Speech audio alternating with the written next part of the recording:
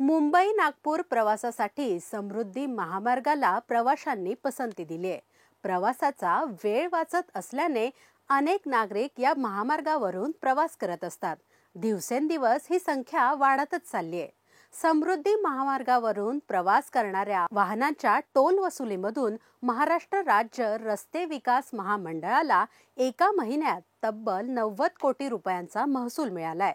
त्यामुळे समृद्धी महामार्ग हा राज्यात टोल वसुलीतून सर्वाधिक कमाई करणारा दुसऱ्या क्रमांकाचा महामार्ग ठरलाय। टोल वसुलीच्या बाबतीत राज्यात मुंबई पुणे महामार्ग पहिल्या क्रमांकावर आहे।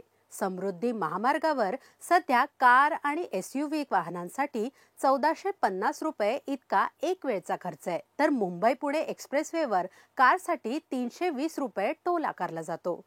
पुणे बंगळुरू महामार्गावर कार आणि SUV वाहनांसाठी एका बाजूने 120 रुपये टोल आकारला जातो। नागपूर ते मुंबई समृद्धी महामार्गाचा शेवटचा टप्पा सुरू झाल्यानंतर महिन्याभरातच 11 लाख वाहने या रस्त्यावरून गेली। या 11 लाख वाहनांकडून टोलच्या स्वरूपात 90 कोटी रुपयांपेक्षा जास्त रक्कम प्राप्त झाली आहे।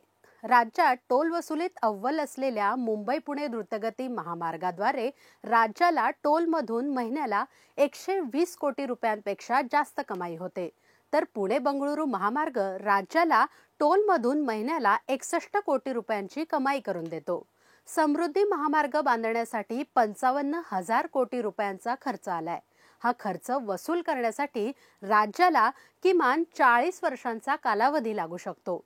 पण सध्याची परिस्थिती पाहता समृद्धी महामार्ग हा राज्य सरकारच्या समृद्धीत भर घालतोय असंच म्हणावं लागेल।